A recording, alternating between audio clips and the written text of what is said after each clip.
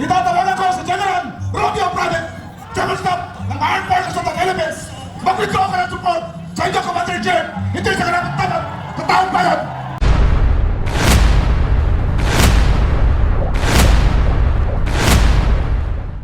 Bayan, klarong-klaro, itatawagan ko si General Romeo Private, General Staff ng Armed Forces of the Philippines. Mag-withdraw ka ng support sa inyong Commander-in-Chief, hindi sa karapat-dapat sa taong bayan. Hindi lang siya dapat mag-resign. The people, tayo mga taong bayan, tayo, you are fired, Mr. President, Mr. Marcos, you are fired. You can resign. Muli, sa ating mga kapulisan, sa ating mga sundaloan, ang ating Chief of Staff, ang inyong Commander-in-Chief ay hindi lamang magtatakaw. Ito ay isang dabag, ito ay isang drug addict. Kaya dapat siya ay ating tanggalin, palisin, at ikulong ng kamatayan. Mga kasama, dito lang po, atas mo tayo. Hindi pa ho tapos ang pangyayari ngayon. Una ho sa lahat, pasalamatan natin si Senator Amy Marcos sa kanyang mga sinampit na pananalita. Nananawagan po kami sa lahat ng ating mga babayan na malapit dito, na pumunta, makiisa, makibahagi sa ating pangipaglaban.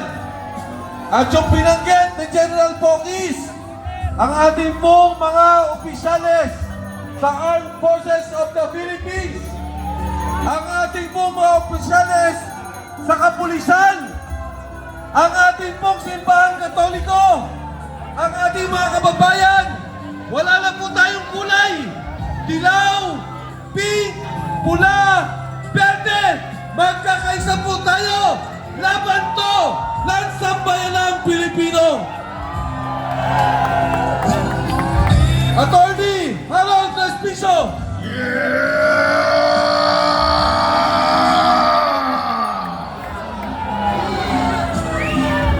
Naging Ilocano dito ay kahit ko kayo mangag!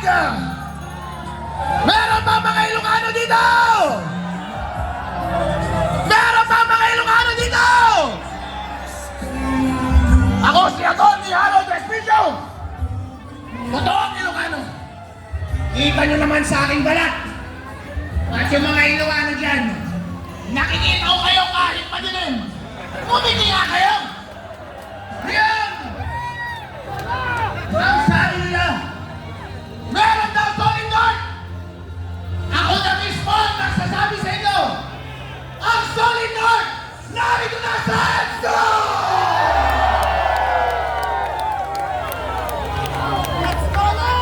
Ako ay pinumali pa, papunta dito sa Maynila, at kung gusto kong sabihin sa inyo, ang kaganda at kawapo nyo pala,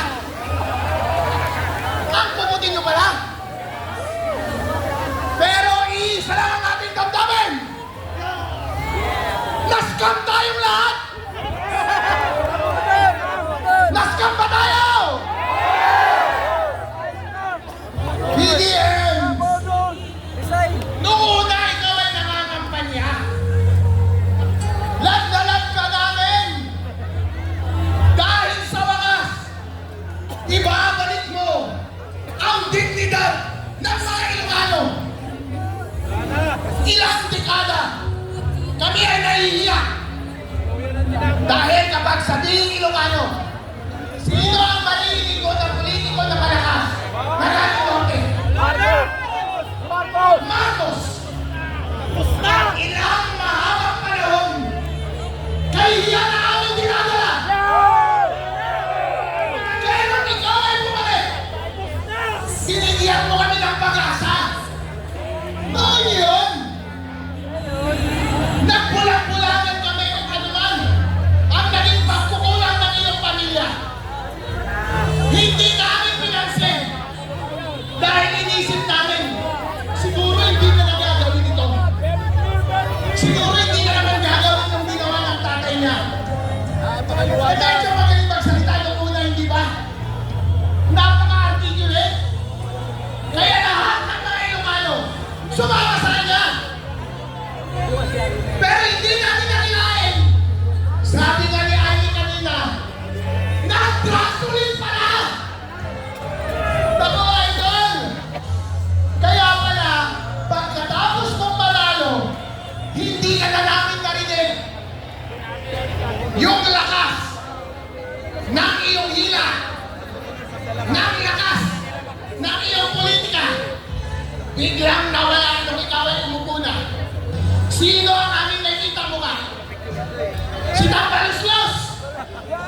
Hindi yan ang sinuportahan namin! Lahat na ginawa kanila, lahat ng ginawa nila, puro magkalakaw! Kaya ang nararamdaman namin, hindi nakakahiya! Ano pa ang ginawa mo sa kapwa mo Ilocano? Ako Ilocano ako. Lahat ng nakikita kong pagkakamali ng iyong gobyerno, linalabas ko sa social media. Ano ang ginawa mo? Kinasuhan mo ako at pinakulong mo ako! Okay ng manong! Ako may inalamin mo kanyang DJ! Ba't ka ganun? Arrestuin si George Garcia! Kaya di ako kayong lahat! Kaya meron ang ayos! Sinangan ito nila na hindi kasalanan ni Marcos, ni Bongbong Marcos. Pero bossing, sa sobrang mahal mo, hindi mo na nababantayan ng tao mo. Kasalanan mo yan! Kung hindi ka gumagawa ng trabaho mo, dapat pa ba siyang manatili sa pwesto? Hindi na!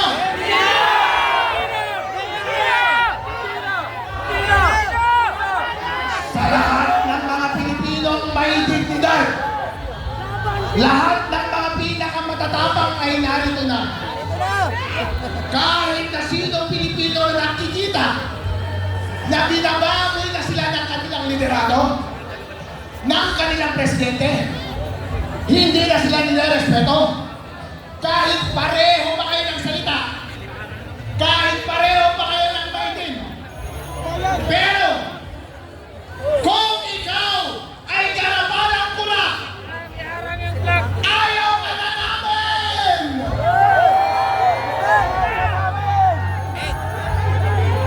Tuldukan na yan! Marcos resign! Marcos resign! Marcos resign! Marcos resign! Marcos resign! Marcos resign! Mga kababayan, sa hirap natin! Ano ang panawagan ni Amy Marcos?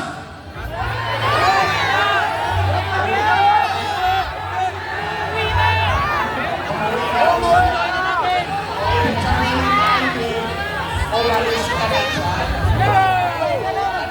Sinabi ko sa inyo, ang national problem ng bansang ito ay si Lisa Marcos. Diba? Sinabi ni Amy, pagkasalan mo na yan, akala niya magbago. Yung pala silang dalawa, tandem sa COVID. Ngayon, itong 100 billion na in-insert nila sa budget, tinatanong nila, bakit kailangan mag-insert kung pwede mo namang ipasok sa National Expenditure Program? Simple lang ang sagot. Kapag nasa NEP, si Congressman ang tatanggap ng sohol, hindi si Marcos.